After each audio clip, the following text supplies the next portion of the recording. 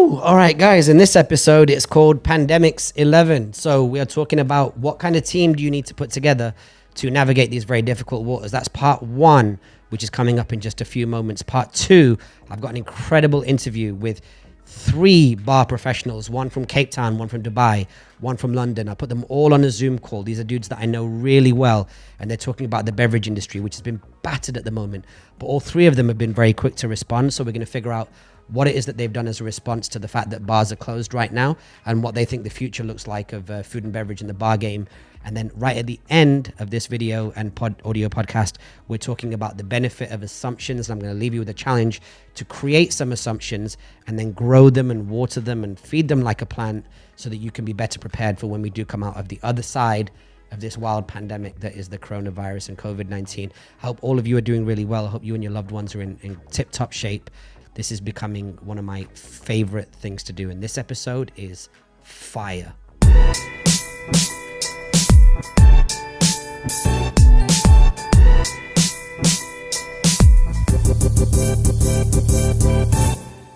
So today's lesson is called Pandemics 11. Now, if any of you have seen the film Ocean's 11, you'll know that it's broadly about a guy called Danny Ocean who gets out of jail and he wants to rob a bunch of casinos in Las Vegas. But in order for him to do so effectively, he needs to get 10 other guys to join him. And that's the team that he's put together to tackle this problem. The situation that we're in is that we have a problem with this pandemic ahead for us as business people. And so what I'm going to encourage you to do in this lesson is put that team together. And I'm going to show you how to do it and why to do it, and then what the benefits are going to be for your business, for your headspace. And so before I tell you about some of the people that you can call up on to put your Pandemics 11 together, because you might not necessarily know the names of these people, but if I tell you some of their characteristics, you might think, oh, I know someone like that. But before I do that, I'm going to let you know a little bit about why even take this approach, why even have like a committee of people that you can lean on to kind of co-steer through these difficult waters. Well, one, it's going to provide you with more sources of information. If you have more and more people that you can reach out to, they are also gathering information as well from the market and from the situation, so they can share that with you. Also, it's more people for you to share information with and run it by. So if you're somebody who's constantly looking at multiple data points and different bits of information, it's always great to have some additional opinions if you've chosen the right people, and we're going to get to that in just a moment. Then there's also the multiplier effect of everyone's phone books and their contacts. If you are talking with somebody who is cool to be part of a committee, your personal advisory committee, or your business's advisory committee, then they're probably quite a connected person. And so you've got the multiplier effect of the people that they know. I also find that when you're in situations like this, and I've been using this as an approach for my business for over 2 decades, there's a lot more opportunity for luck to come and knock on your door, because you're creating more opportunities for luck to come around by conversating with a lot of people. Sanity as well, like if you're locked down and quarantined like I am, it's also a really good way to kind of check in with people and talk through ideas. Sometimes when you're at home 24 hours a day by yourself like I am at the moment, sometimes you will benefit from just writing down those thoughts as the day goes on and then checking those thoughts in with people, as I mentioned. And also as a bonus as well, depending on what you do, there's some short-term upside as well, like maybe some short-term revenue upside. So if you are somebody who's in the game of offering remote services, maybe you're a bookkeeper or you're a graphic designer or you're a copywriter or a video editor, by putting this committee together of people around you and checking in with them on a regular basis, you might find yourself in a situation where you can, design a logo for somebody else in your committee might be taking this downtime to get their branding in order or get their website in order. It's a really massive opportunity if you're in the creative space. And a lot of people I know for a fact are using this opportunity to get their books in order. So again, even if you're professional services or you're a lawyer and you know that there are people right now that are looking to revise their contracts or change their contract terms because we're going through difficult times, as you put this committee together, you might even come across some opportunities like that. Now, like I said, if I say to you right now, put like that crack team together of people that you want to align yourself with as we navigate this very difficult time, you might not necessarily know the names of those people. So I'm going to give you some avatars. I'm going to give you some people that are in my world, and I've just kind of given them quirky names and kind of like broad generalization stereotypes to let you know who they are to me And then you can think about if you know someone like that. And if you do, then just grab a pen right now, write down who those people might be, because right after I list out these people, I'm going to tell you some of the things that you can do in terms of the way that you approach them and the way that you manage this committee. So let's talk about some of these avatars. Number one, the economist, which is someone who is constantly looking at everything from a very high level, looking at the news from a numbers point of view, looking very closely at what the government initiatives are, if there are any kind of grants or bailouts or any kind of support, what's the relationship between countries and industries. Always good like that to have someone like that on your team. The wise owl, this is a really good one actually. Somebody who has ideally had at least experience in a minimum 2 recessions before this one. So I would say that would be the April 2000 dot-com burst or the 2008 financial crisis. Like, find somebody who has gone through those two and is going through this one as well, or maybe has even gone through crises before that. But ideally, they've gone through them, and maybe they even have some assets and liabilities in this game, in this 2020 coronavirus game. Somebody with a bit of experience who's managed to come out the other side of those is a massively beneficial person to have, especially when it comes to a long-term view. The dopamine dealer. So this is somebody who I have in my phone book who, honestly, they might not know too much about too much when it comes to the game and hustling, but they always just put you in a good mood. So I don't, when I say that you need to put together like a committee, they don't all need to be crack businesswomen and hardcore like businessmen. Like, they can be like really people that they're kind of like the ingredients cabinet of what you need to get through. So that would be the dopamine dealer. Number 4, the trendsetter, somebody who is always somebody who's able to take ideas and get people en masse to adopt them. They're able to inspire change in people in society and in their buying habits. And how you spot somebody like that is that even before Corona, they were always destroying the now. They were always over what the now thing is, and they were always looking at what the future trends are, whether it be in fashion, lifestyle, diet, travel, experiences. That would be your trendsetter. Number 5, the walking phone book, somebody who knows everybody and can connect you to them. So just them knowing a lot of people and having a lot of people on their Instagram doesn't mean necessarily that they will have the permission to reach out to those people on your behalf and make something happen for you. Number 6, the Swiss Army knife, someone who can do a bunch of things reasonably well. And that's very much like a Swiss Army knife, right? Like, any of the tools inside the Swiss Army knife, if you need it done properly, you'll get the dedicated tool. But a Swiss Army knife can do a whole bunch of things reasonably well. But why is this person important? Is because more often than not, if you know a Swiss Army knife kind of person, they often have a really good understanding of how different service industries and different service offerings and products can play nicely together. So if they've got skills in, like, for example, like my Swiss Army breakdown is I do events, I do content and social media, work with some celebrities and brands. So if you ask me something that can factor in all 3 of those ingredients, I can say, well, you know what, this idea could express itself through an event this way, or it could express itself through a piece of social media this way, or it could align with the brand that way. So this is the benefit of having like a Swiss Army knife person on your Pandemics 11. Number 7, your brother or sister from another market. So somebody who is currently doing what you do, but maybe doing it in a different country. So if you're hustling out of Dubai right now, but there's somebody who's got roughly your job title or roughly your product and service mix, but in the United States or in Cairo or in London or in Sydney, reach out to those people, let them know that you are keen to talk to them. I'm going to give you how to do that in a second. And then bring them into your Pandemics 11. They may not necessarily be in another geographical territory, right? They might be in your industry. So they might be somebody who is serving the same clients that you serve, but they are serving them with a different product or service offering. So that also could lead to, like, a potential partnership in the future as well. But they could be in a different country, they could be in a different industry, or they could just be entirely serving a different community. But there has to be a parallel between you. It's like brother from another mother or sister from a different mister. Somebody who's just remarkably close to you, but nuanced enough that they're doing it to somebody slightly different. Number 8, honest Joe Schmo. So what I mean by that is somebody who's honest and somebody who's a Joe Schmo or a Jolene Schmo, like somebody who is from outside the business world that can give you a fair viewpoint from the perspective of the woman or the man on the street. They also have to have no skin in the game. So you want to make sure that the advice that you're getting from them is truly objective. And the benefit of having an honest Joe Schmo on this team is that they will often reveal holes in your idea or your strategy that because you're so in it, you don't necessarily see it. But because they're from outside and they're objective, they see things that you can't see. They'll often help you reveal very simple holes, or they will reveal very simple holes before you plow forward and invest in those ideas or take them to market. So you can make little adjustments along the way. Number 9, the one that got away. So this is this might not be for everyone, but this is like, for me, I know a bunch of people that have been in the different industries that I've been in, whether it be publishing or DJing or promotion of parties and things like that. And then they've gone on to go and do other things. So like my first partner when I was doing Love Garage back in the day, which was like when we were in the garage music industry, he went on to become a wealth banker for a huge international bank.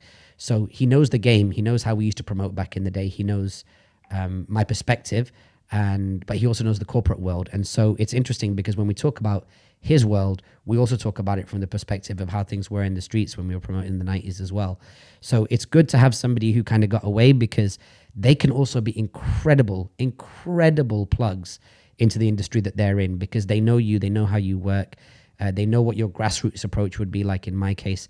And I can tell you for a fact that I've actually done that before. I've just taken a punt and, hollered at somebody, or somebody hollered at me that I used to work with in a different capacity and said, hey man, I'm in this game right now. I need you to come and look at it. And that led to 3.5 years worth of massive upside for my business. So that would be the one that got away. Number 10, somebody who's too rich to lie. Like somebody who has the kind of wealth that it doesn't cloud their views or the advice that they give you. So somebody who's already made it, somebody who's already navigated the business world before. They might even be retired, but the benefit of these folks is that they often come with a point of view of brutal honesty, because they have no interest in riding whatever wave it is that you're trying to create anyway. So that would be, so if I'm Danny Ocean, and I understand that I look a tremendous amount like George Clooney. So for everybody who is watching this video right now, it's still me, it's still Raj. These would be the 10 kind of people that I would suggest that you holler at. But that being said, maybe I can just throw in a bonus one right now, which is what I would call the realist. So somebody who's not in the business world altogether, might not even be a potential consumer, but like it could be a parent, it could be your partner, it could be a best friend who knows you and knows your strengths and weaknesses and is able to dialogue with you with regards to what you're thinking about from the perspective of the way that those choices will impact you personally. So in terms of maybe your health, your diet, your work-life balance, the amount of travel you might need to take on, the amount of time that you might need to go and be in that game without making money. And sometimes they are really good at kind of bringing your first priorities and your first principles back into the foray. So these are some potential characters that you can talk to. Now, how do you kind of reach out to them? I think one of the things that you do when you reach out to these people, if you've not already got them, is you just kind of reach out, call them, whatever, and be like, hey, would you be cool if I checked in on from time to time? If I'm pondering something that you maybe have a better perspective on than I might do. And that's often the bulk of what you need to really get permission on. But then you might say, look, I'm creating a WhatsApp group. If you're known for knowing good people, you might say, like, I'm creating a WhatsApp group of, curated news and conversations, and would you be down to join? What you could also say is that this group is temporary and I'm going to get rid of it once the pandemic turns, a significant material corner. So it's not going to be a group that you're going to be in for life. You can also let them know as well that you're going to be curating people that are the equivalent of them, but in different industries. So you can let the brother or sister from another market know that you've got a Swiss Army knife coming into the group, right? So that they benefit from your ability to curate. And then if it's not a WhatsApp group, you could, because they're already on WhatsApp and that could be a noisy place for them, then maybe you could set up a dedicated Microsoft Teams, or you could create a Slack group, or you could just grab their email ID and add them to Zoom so that you've always got access to them if you want to reach out to them on a one-on-one basis. So you don't always necessarily have to bind people together through some sort of community technology, but that's something that you could do.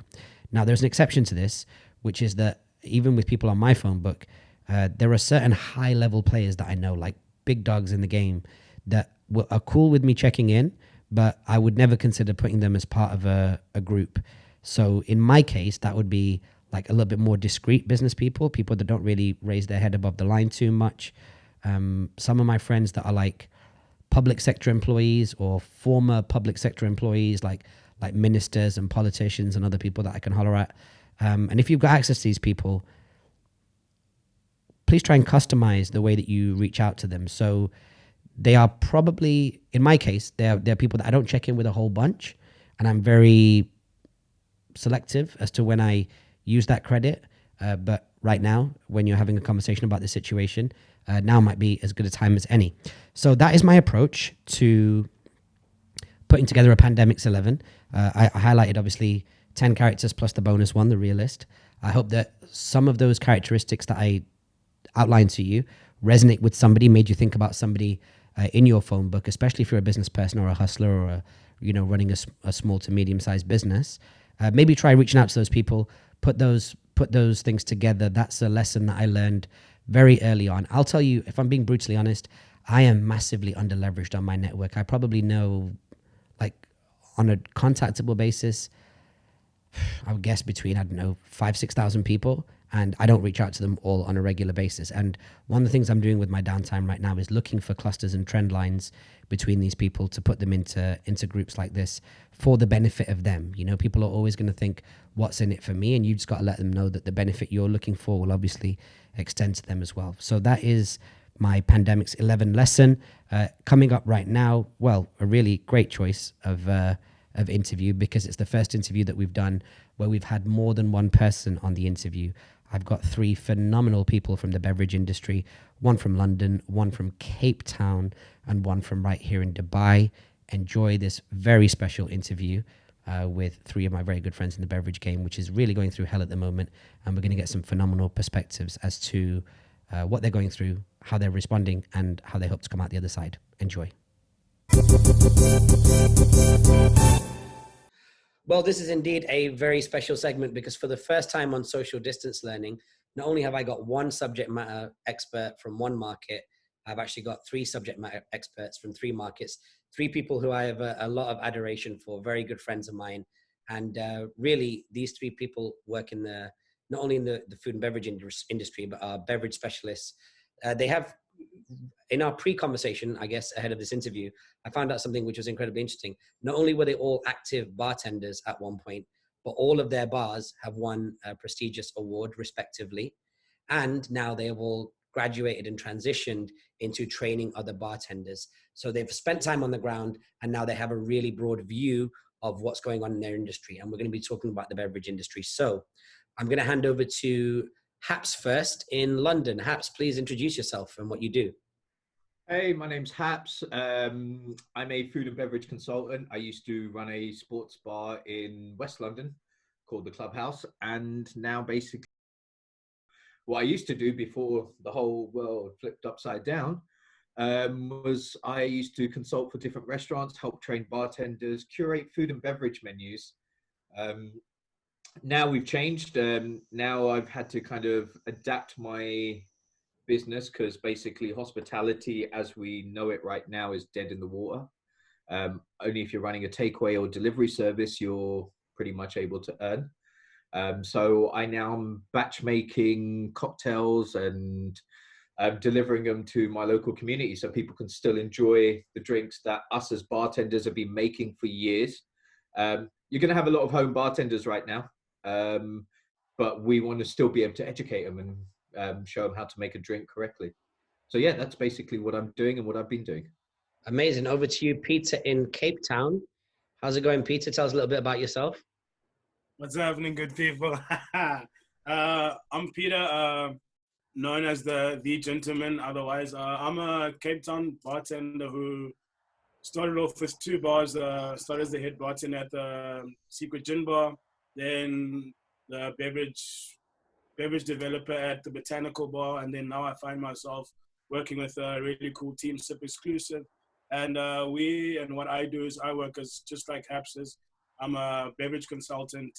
I bring smiles to people, and I just help us bring the right energy as bartenders into what we do as our craft, and also just educating those at home. So at the moment, since the lockdown here, we're not allowed to go out and actually sell any booze. So I find myself, I got this little thing that I'm doing on Instagram and it's going out on YouTube a little bit, which is going to be the isolated bartender. So just really cool drinks that you can do at home, having fun, just easy what's in your cupboard. And yeah, that's what I'm doing at the moment. Just, yeah, loving the industry and loving you guys. Happy days. Appreciate that, and thank you. And then finally over to Dubai, my hometown, as of late. My good friend and probably one of the most popular people on the scene here, Nana. How are you doing, Nana? Tell us a little bit about yourself. I'm doing well, Raj. Thank you for having me today. So yeah, as Raj said, my name is Nana. I work for a company called Beam Suntory, and we represent Maker's Mark, Yamazaki, Hibiki, Sipsmith Gin, a bunch of amazing brands. And yeah, basically I'm a brand ambassador, and I just go around, I train all the bartenders in the city on my brands, but also the categories, and also do events. And I'm kind of a bit of a jack of all trades in terms of this industry, just trying to inspire people to use the brands wisely and get them in the hands of the consumers, but just so that they can enjoy it and have good experiences. I started off bartending a while back now, and I just love the industry so much, and it really does hurt me to see kind of how it's affected things. This whole global situation has affected our industry because there are a lot of good people that, well, they've got itchy hands right now. They're not really doing too much. So lately I've just been doing a lot of video trainings. I did a couple video master classes. I'm on Instagram doing Instagram lives about the brands and just making cocktails and just trying to keep the energy alive as much as I can. And yeah, I'm just going from there. So today I'm happy to be here talking to you, Raj, talking to you two gentlemen as well, and see what we can do in terms of this discussion. Brilliant. So I would, Nana, just keep your microphone on there. Let's maybe just start with you whilst we've got your mic turned up. How bad is the situation for the bar industry at the moment? Maybe you can help us understand that from the lens of how things were maybe 30 days ago. For those listening right now, we're recording this interview on the 13th of April, and most markets have been in some form of quarantine for around 2 to 4 weeks. So, what's your 2 cents? And then maybe we can hear the same from the other gentleman and see if we can draw any trend lines between the two. Starting with you, Nana. Well, 30 days ago, it's pretty much when the shutdown happened here in Dubai. It was right around that time. And if you go back 15 days ago, I actually posted a picture on Instagram. It was of me getting a haircut. I was looking nice and slick. And then 15 days later, I was making a joke that I was going to look like Django Unchained, and 15 days prior, I think a lot of people still thought it was a bit of a joke. They didn't take it seriously. And then all of a sudden, things slowly started to shut down. They said, okay, so we're going to have a curfew at 8 p.m. And for a bar, that's a nightmare, right? So all these restaurants shut down pretty much overnight. And the unfortunate thing is that in the bar industry, a lot of people that work in the industry don't necessarily, some of them live paycheck to paycheck. Let's just put it that way, right? And to know that there was a good chance that you weren't going to get another paycheck even a month later in a city like ours where our visas are through the companies that we work with, right? So it created a lot of uncertainty, and there was a bit of panic between the bartenders. So it was very hard to watch. No one really knows or knew back then, especially, how to react and what to do. I think a lot of the restaurants now have kind of decided that they're not opening again till June, till October, which means that some of the people that are working here are unpaid from April till maybe the earliest June in a city that we all know it's made out of gold, basically. So a lot of them are flying back home, but even at home, do they go and get jobs? Because they want to come back, right? So there's a big limbo stage for a lot of the hospitality people here. And from my side and from the brand side, we're trying to do what we can to at least keep the spirits up, right? So I'm doing little competitions here where they can win cocktail books, they can get vouchers for food, they can get vouchers for being able to buy other supplies, right? So we're trying our best, but at the end, there's no real strategy to solve this problem for a lot of them. It's unprecedented.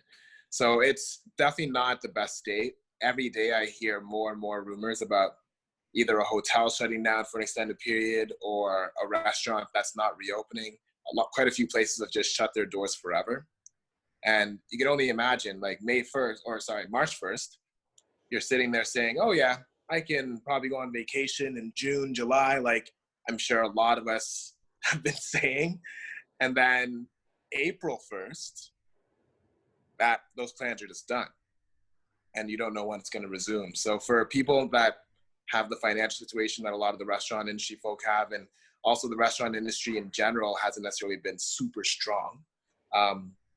It's a little devastating for sure. So Nana, one thing that's unique about your market and our market that we both happen to be in at the moment is it's a very transient society. So if people are not getting paid for a period of time, overhead can be a little bit on the higher side because the quality of living here is very high, and it's super transient. Maybe less transient would be the workforce in South Africa. Is that a fair assumption, Peter? Like, you must have people that live and work in the neighborhoods, maybe were even raised in and around Cape Town, working in the industry. How do they live, and kind of, is it easier for them to be able to go back and live with family? Like, could you maybe reflect on some of the points that Nana made with your perspective? Yeah. So like what you're finding now, like obviously, because like for us, like, and I was saying to you yesterday, like us being a third world country, especially in hospitality, it's a big like knockback. But then you find that a lot of us, like, we lucky because a lot of the people living here, your family is like a bus ride away or so. So some people are able to get on that and get a bus ride and go out. But then you're finding that people like bartenders now that have like an apartment in town or a flat just around the outskirts, they're now like, okay, I don't think I can pay rent, so I might have to go live with a friend, or I have to just go back home. And like, if home is either not even in Cape Town, like home sometimes it's Joburg, it's Durban, it's PE. So it's a big one for us because it is never a big thing of, especially South Africa, doing hospitality. It hasn't been that whole thing of like, it's gonna push into a career. So now people which are now seeing like, fuck, like it's not a career right now, or I'm not actually getting any money right now. It's a big panic, but we're lucky because the brands are coming to town, most of them, and just the community is coming together very strong and very well, which is something that's good to see, like how we like all building to coming together. So it's on point. And so that's obviously a really great perspective. Hats, you're currently residing in one of the world's A markets, really, London. You've obviously, like we mentioned before, spent a lot of time as an active operator and owner running payroll, and now your consulting services are spread out across the London. Tell us what's going on in that market, because it's insane. Because when this first happened, I think my phone was going off. Like when Boris had said, right, bars and restaurants, as of tonight, you are closing. And my phone went insane, from my clients to bartenders I've been training, saying, yo, we don't have any certain money coming in. We ain't got a job. Can you find us something? And I was like, I was lost myself. I didn't have anything to suggest to them. So as a consultant, they were kind of turning to me saying, we're in this crisis. What do we do? And I'm like, this is new to me.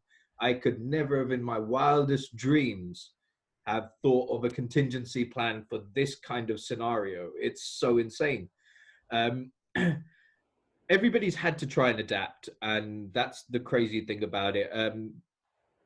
I mean, Nana was saying he's hearing about restaurants closing down, hotels closing down.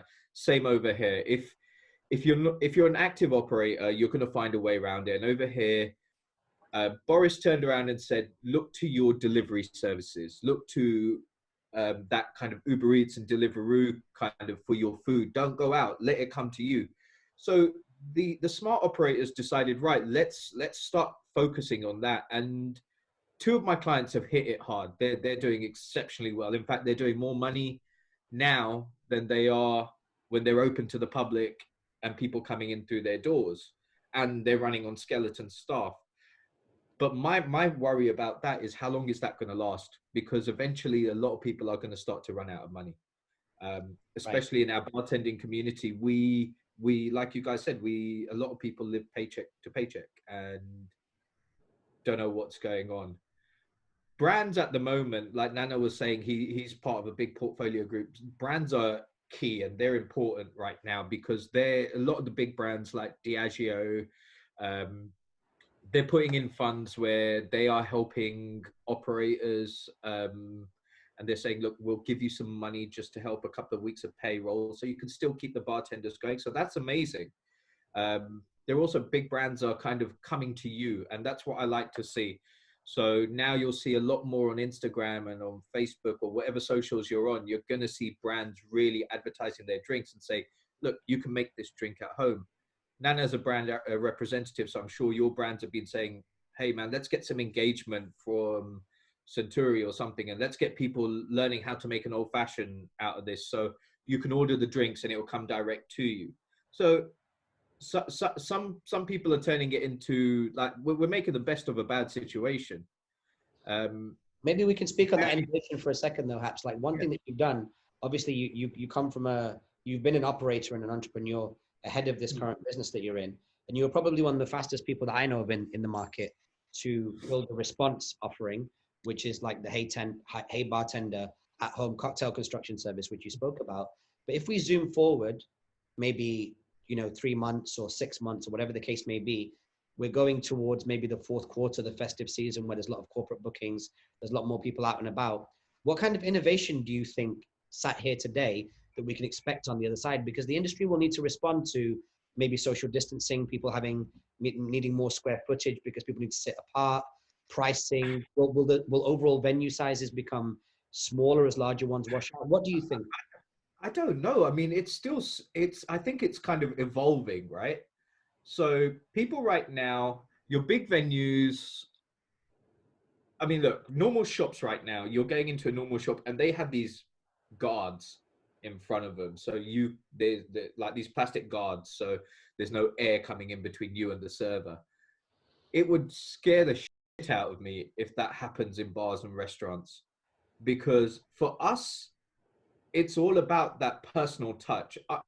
I've spent my whole time training bartenders and saying, don't be like a robot, right?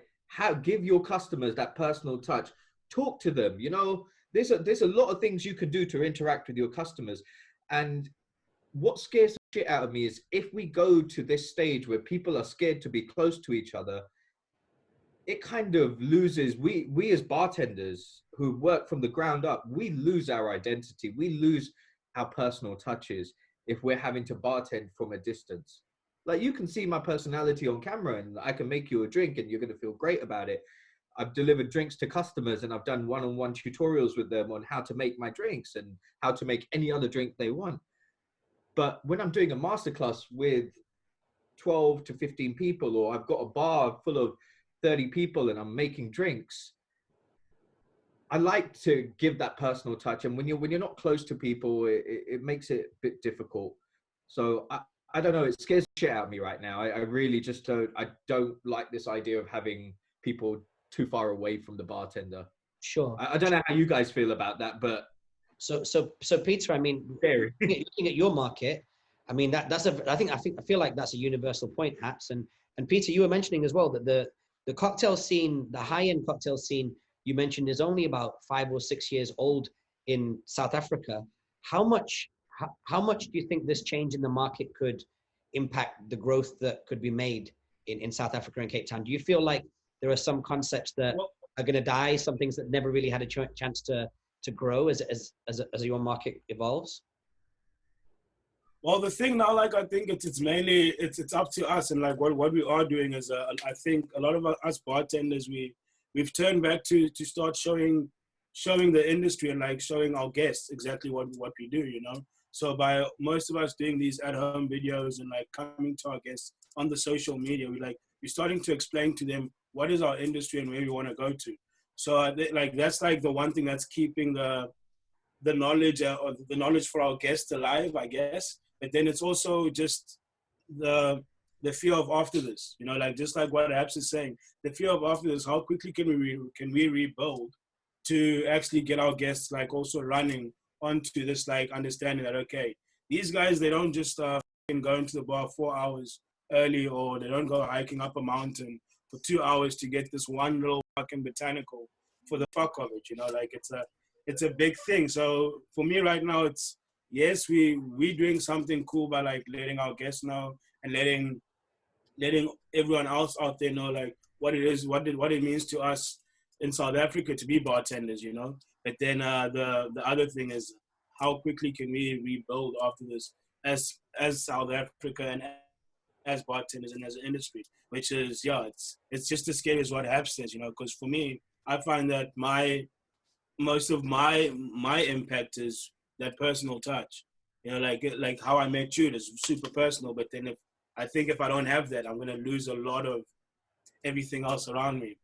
Thanks so much, Peter. So then, Nana, that raises the point then, like with regards to both of those, perhaps on the innovation side and Peter on the market side, you also have adapted what you're doing. You're now obviously hosting a lot more like online training. It's a lot more native to your day-to-day as well. Can you tell us a little bit about that and who it is you're hoping will benefit from that? Is it an industry focus? Yeah, it is industry, but we're also trying to reach the consumer quite a bit as well, because it's an opportunity to engage both sides, and then the way I see it, have the consumer understand our industry a little bit more, right? So one of my major motivations is, yes, kind of like what Haps is doing with teaching them how to make cocktails at home, because I do feel like people won't immediately go out after this. But I also think that one of the major things I've had in my thought process is that our industry isn't necessarily seen in the same light as other professional vocations, right? I think some people look at it like, oh, well, you know, he's just making me a drink. It's not a big deal. Meanwhile, for someone to jump behind the bar on a Friday night at 11 p.m. when you get that crazy rush and you have to make 20 old fashions, you've got 15 daiquiris, your chip machine is going off. That's not something that anyone can walk in off the street and do. And I think the three of us remember our first day, and we remember it well. So, yeah, so that's one of the major motivations, just to kind of make the categories and the teachings accessible to everyone. And good enough that bartenders will still pick up on little tricks, but then also kind of whittle down a little bit so that the consumer can hear it and say, oh, okay, this is very interesting, actually. So that's been one of our major focuses. We're also going to be adapting more to like Zoom meetups. We're going to do a lot more in terms of just trying to bridge the gap between the industry and consumers through those different mediums. So Instagram's going to be big for us as well. But yeah, it's still unprecedented. You know, we're adapting each day. I'm literally on all the mediums, kind of monitoring what everyone's saying, what people are responding to, so that I can come up with a good enough game plan to go back to my marketing manager and say, okay, I think if we can do this for this group of people, this will benefit them in this way, right? So yeah, it's just so unprecedented. And I think, you know, like was mentioned earlier, it's evolving.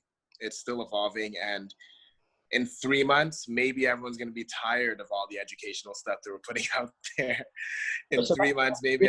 Point. Like, I just wanted to zoom in on the thing that you mentioned there, which is, it's absolutely true. Like, for those of the people that follow me, they know I've been a DJ for over 2 decades now. I did a residency actually in Haps's bar for the longest time.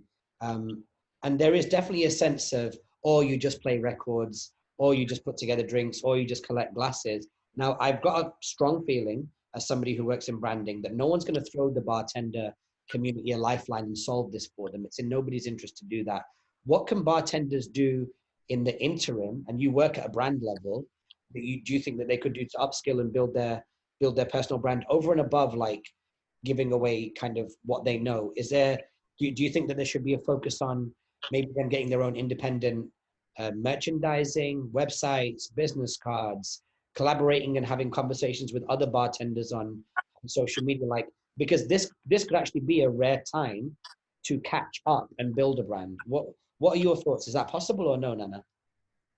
I think it is possible. I personally, I've been on Zoom calls with other bartenders that I never even had a conversation with prior to COVID, you know, prior to this whole time period. And when I say other bartenders, I'm talking about major names in the industry that are doing great things, other brand ambassadors that are living in the UK, living in America. I mean, this is pretty amazing, being able to speak to Haps and Peter as well. This probably would have eventually happened if I went to London, you know, if I went to South Africa. But the fact it's happening right now is, you know, another example, right? So I think it's possible for them to be able to start networking a little more, right? Getting more involved in some of these online trainings that are happening. And then looking for ways to deepen the knowledge that they have. Because one of the gifts of being able to be behind the stick is you're learning so much on the fly. But one of the curses is that when you're done your shift, you don't want to learn much more, right? You're tired, right? You're done for. You're going to go to bed, you're going to sleep till 3, then you're going to do it all over again at 4 or 5 o'clock. But now there's a window where they can upskill and also, I think, learn how to properly plan for events like this happening in the future. Do you right? feel that, do you feel that with like, we've been to New York and we've seen that bartenders are like rock stars and they jump from bar to bar and their people follow them. Do you think there's a sense of awareness amongst the F&B community and the bar community, especially with flexible workers or shift workers, that if they are self-employed and they're paying their own taxes and covering their own healthcare, do you think that there's a sense that they realize that they themselves are their own businesses? Like Jay-Z said, I'm a businessman. I'm not a businessman, I'm a businessman. Like, is that something that you think the community thinks about, at least the people that you've made contact with in the different countries you've worked? I think there are a few who do see it that way, and these are the ones that are looking at the Simone Caporales, the top names in the game, right? But I think that there are still some people that are not necessarily doing it to be able to do it for the rest of their lives and build a brand. I think some of them are doing it because they enjoy it. It's paying their bills. It's supporting their lifestyle right now. Hence, some of the paycheck to paycheck situations, right? Some people are living paycheck to paycheck. There's an inherent element of like short-termism. Yeah. Oh, yeah, for sure. And that's been a curse for our industry forever. And why I think some people don't take it as seriously as some of the other skill jobs, right? Because it is a skill job, a very high skill job, right? Yeah. So to be able to execute what bartenders and chefs do on a day-to-day basis it's a skill that you have to develop over years. Absolutely. And I agree with that. I did a campaign for, what was that campaign I did last year? Shavas. And I had to make drinks for one night, and it still causes anxiety thinking about it. and Haps, obviously going back to you being in an A market and you've worked the full gambit of the industry. One of the kind of things that seemed to annoy people was the fact that pubs and bars were open so long, and the British people don't obviously need any excuse to go down to the pub and have a drink. But as with the other two gentlemen, as we face the future, what can London do to innovate, to recover, and more importantly, to lead by example for the rest of the world when it comes to the scene? What are your thoughts? I think people are going to naturally want to go out straight after this, because if you think about it, I can technically go and buy a bottle of gin at home, sit at home on my own and drink that for like 1/10 of the price, then going to the bar. I'm not going to the bar for anything else but atmosphere and company. I'm sure both of you guys know, you'll have customers that will come in on their own and buy a bottle of Heineken or a bottle of beer. They can buy that bottle from an off license and sit at home and drink it, but they've come there to have a conversation, to get away from their home life. And when we've been stuck at home for the last month, last 2 months, last 3 months, any excuse for me to go out and have a beer and sit there and talk to a bartender, I think that's going to be the way forward. Same with, the two bartenders, and I compare bartenders and barbers always the same, right? Because we have to do the art of small talk. We have to be able to converse with every single type of client that comes in. I don't know when somebody's walked into my bar or one of the bars and they're coming in to talk, or they've had a shitty home time and they just want to get away from that. And it's escapism. They want to come there. They want to have a beer. They might want to have a cocktail, which reminds them of a better time when they were on holiday, right? So it's that whole atmosphere escapism. I think after being locked up for 3 months, people are going to find any excuse just to go out, just to be in a different set of a different environment. So where bars can keep it real or keep it inviting is by probably making their surroundings more attractive, making it different from somebody's living room. Everybody's sitting in their living room, man. The last thing you want to do is sit on a couch 3 months down the line and be having a cocktail. You want to be sitting in a beer garden. You want to be sitting, like, I'm craving to sit in a beer garden right now and have a pint. Like, it's the biggest thing I really, really want to do. I'm fortunate I can go to my club, which is closed down, and sit there, but then there's no people there. There's no atmosphere. There's no energy. So I think what bars will have to do in the next few months, bars and restaurants, is make their places a little bit more attractive. Make sure the bartenders, us as bartenders, or any bartender that's out there out of work at the moment, still keep practicing your art. Zoom and House Party and all of these apps, they allow us to carry on the conversation, right? The conversation that we can't have in the bars anymore. So they allow us to carry this conversation to your living room. But there's nothing, I mean, right now, I would love to be sitting in a bar with you guys, just having a drink right now, because it'd be a completely different dynamic, right? And we'd have a pretty crazy conversation and maybe a crazy wild night. So that's going to be the attraction for people to go back. That's going to be the attraction. Peter, you touched on something in where you're at. You're saying that you guys can't sell alcohol through delivery services. Is that correct? Yeah. So at the moment, like one thing which I can say, I credit our government at the moment for actually doing this. Like we locked down on this ASAP. You know, like no booze sales, nothing, no delivery whatsoever. So even food deliveries, nothing. It's just you can walk to the store, to the supermarket, get that, come back home after 7. I don't want to see anyone on the streets besides. It's really important then that you give them the education at home to make a margarita. So that's pretty cool, because then what will happen is hopefully in a few months down the line, people will see the dedication and the art of your craft, that hopefully they're going to want to come and try Peter's drinks properly. But like definitely, because like what we're actually doing is you're finding a really cool dynamic with like all the bartenders now. Like all of us which are doing our own like social media, like live sessions or that. We've all taken it into our own personality, you know. Like for me, I do the sessions and it's like real me. I throw the F-bomb. I'm gonna make this. I'm doing this like this and this. You want to try it, do whatever at home and just have a good time with it. Make sure it tastes nice. But then you have other people being educational. And that whole dynamic, people are seeing it like, okay, if I want to have a laugh, I'm going to go check Peter for a bit. Then now I want to actually see how to make this cocktail. Peter said I should go check this person. So I go check that. Then they come back like, oh, Peter made that, but he just riffed it. So it's a good bounce and like good feed and I guess interaction of getting people to understand what we all do differently. Gentlemen, thank you so much for joining from all over the world. I can't think how many miles are covered in this call, but like I really appreciate it. Thanks for bringing so much value to the social distance learning audience. Starting with you, Nana, and then you, Peter, and then you, Haps. Could you just share with the audience where folks can contact you, and I'll make sure that underneath your face I'll put your contact details on Instagram. So starting with you, Nana. Yeah, so you can find me on social media just at Nana Coppertone. I'm on Facebook and Instagram. I'm more on Instagram these days. And bandboxglobal.com/barbox. Okay, brilliant. Peter? So mine's really simple, guys. You can get me on Instagram, whereas I find that's where I live mainly. So it'll be at The Gentleman, TheGinTLMAN. And then on YouTube, should be something coming up soon. It'll be called The Isolated Gentleman. I'm on Instagram under Hey Bartender UK. Real simple. And if you want to add me on my personal, which I'm always happy to connect with people, that's under Hapsstand.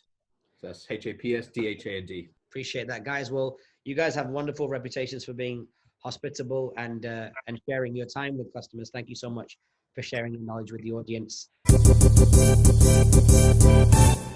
There's an old saying, which is to assume makes an ass of you and me, because ASSUME, right? But I think right now, because the world is changing, I think it's time to put some stakes in the ground. I think it's time to make some assumptions and let your strategy be guided by at least some assumptions, because you need something, some sort of stability in this craziness.